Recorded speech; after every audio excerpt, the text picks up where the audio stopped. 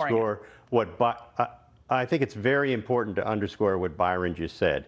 Not a single charge in any of the crimes that Mueller has brought involve a conspiracy by anybody in the Trump campaign or Trump himself to deal with Russians, Russian governmental officials, Russian business people, Russian political people, Russian comedians, Russian grocery store keepers, nothing involving a criminal conspiracy. In fact, all of the allusions to Michael Cohen's attempts to get at Michael Cohen by Russians are simply described as things that happen. They are not described as parts of a crime. So the notion that there was some sort of conspiracy described in today's multiple pleadings is false reporting of the worst kind. It is hopeful reporting, it is anticipatory reporting, but it is not actual reporting. All right, Alan Dershowitz has weighed in tonight as well. He was on with Tucker earlier. David, I want you to react to this. Let's watch. The report will set out a circumstantial case based on all the lying that's taking place, a circumstantial case for arguably political sins. But I don't see any crimes. Collusion itself is not a crime. Using information given by Russia to WikiLeaks would not be a crime unless the campaign participated with WikiLeaks in the hacking itself. And there's no evidence to support that. David, where is the crime? Well, that was the Russia crime. That was one of the things that Mueller was trying to find out from Manafort. I think one of the reasons why Mueller says Manafort is in breach is because he thought there were two things that Manafort knew about and wasn't telling the truth about, consistent with Mueller's other evidence.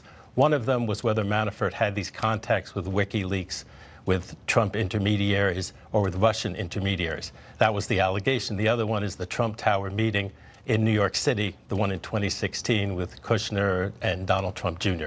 That's what Mueller thinks Manafort knows more about than Manafort's telling. That's why he says he's in breach, Laura. Right, I understand that. But Rudy Giuliani came out and said... That's not in any of the pleadings. That is not in any of the pleadings. It's not in the pleadings. What David just said is not anywhere in anything that was pleaded today. Well, you can say that it's speculation, but you wonder, why is Mueller saying that there's a breach? There's a long under seal pleading that was filed today. There's also a lot of redacted pleadings that were filed today regarding Manafort. So you wonder, what is Mueller saying the breach is all about? Stay tuned. That's what I think you're going to hear in court. It does appear that Mueller is still angry at Manafort for all the lies he told about his business dealings in Going Ukraine. back to 2000. This whole Konstantin Kilimnik, 2004, 2006, this whole Konstantin Kilimnik stuff. It had to do with making all that money over there and not reporting it for U.S. taxation. 12 million bucks. And Kilimnik was a one-time Russian intel guy, but you say there's no such thing as a one-time. Once you're in, you're always in. So again, when the New York Times says, well, and then there was Manafort not telling the truth about this Russian-Ukrainian guy. Okay, that has nothing to do with Donald Trump. Nothing to do with collusion, nothing to do with Donald Trump. And maybe Paul Manafort should go into prison for a long time. But this has zero to do with Russia trying to interfere with this election, working with Donald Trump to do it. Zero. Laura, Paul's crimes that he's both been convicted of and pled guilty to preceded his tenure at the Trump campaign by a decade. And what we've seen now is that the Mueller investigators are taking those crimes and sending them into this to current narrative. The Southern District of New York for prosecution because they have no jurisdiction here. The Mueller team is not here to look at crimes that were committed 10 years prior to the Trump campaign. I got a question. Why did Trump hire Manafort? Look, it's a great question. Why the heck did he try to hire Manafort? Because at the time... He was the gold standard. He was the delegate hunter. In the 80s. He was still doing things on the fax machine, which was the way to do it in the 1980s. And you have to remember, when Paul Manafort came to the campaign, it's when Ted Cruz was winning delegates, even though he was losing states, and they were concerned about a floor fight. And Paul was the last guy. And you weren't enough to handle it over That's what they say. That's what they say. I didn't believe him then. I don't believe him now. I was like, I didn't get the Manafort. It's like, this is like a total time warp going back. Remember Byron in the 80s? Manafort, Stone, and Atwater. Manafort. 70s. 70s. Going back a long way. Manafort and Stone may end up back together soon. Who knows? Yeah, no. Okay, let's, Joe, I want to touch on this issue of the campaign finance issue, because I think that's the toughest here for the president, and clearly the one that's going to give him the most angina overnight. Because Michael Cohen, and it's laid out in the pleading today, Michael Cohen does say, or the prosecutors say, as he confessed to in August, allegedly that Trump directed the payments to the National Enquirer and to Stormy Daniels, $150,000 and $130,000 respectively, with the coordination and direction of individual number one. That's what the pleading says. You kind of see it there. Now, that's a violation of the campaign finance laws. That's the allegation. And you look at the statute, can't use a company to make donations to a campaign. They slipped it through that LLC, can't do it. What are your thoughts on that tonight?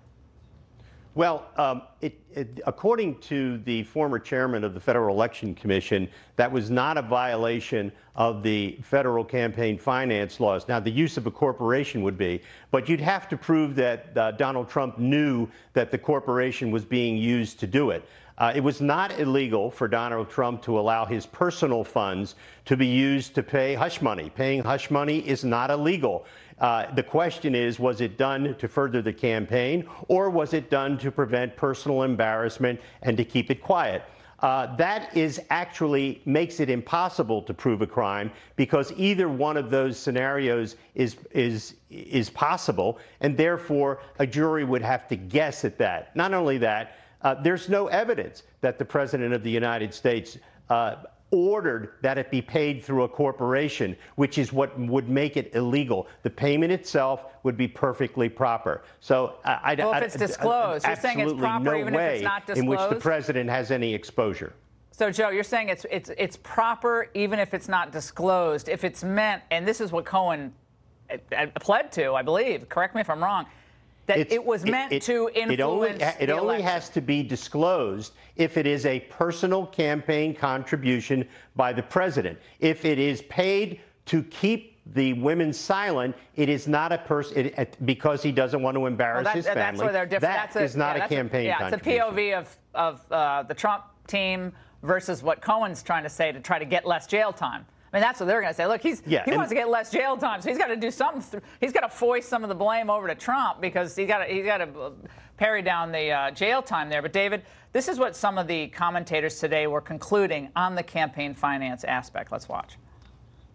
The big news tonight is not about Michael Cohen. It's not about Paul Manafort. It's about one person, Donald Trump. For the first time, you have federal prosecutors essentially saying that Donald Trump committed a felony. That this is the first time that federal prosecutors are accusing the president of the United States of having directed a crime.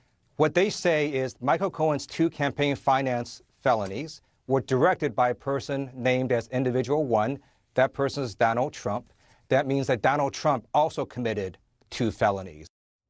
No. David, 2 felonies? Is that what the statute says? Well, I think that Joe has a pretty thin reed for the president to hang his hat on. I think if there really was an intention, and if that money was paid, and if anything that Michael Cohen says ends up being true, that's a huge problem. And there's also, as you, I think, suggested, there's a failure to disclose. There's a reporting violation. Now, Senator Edwards was prosecuted. He was acquitted.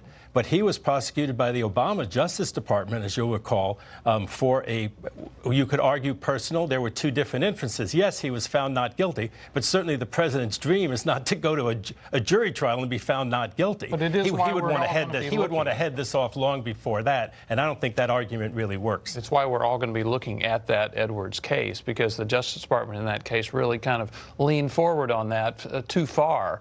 And if the president can make the argument that this was a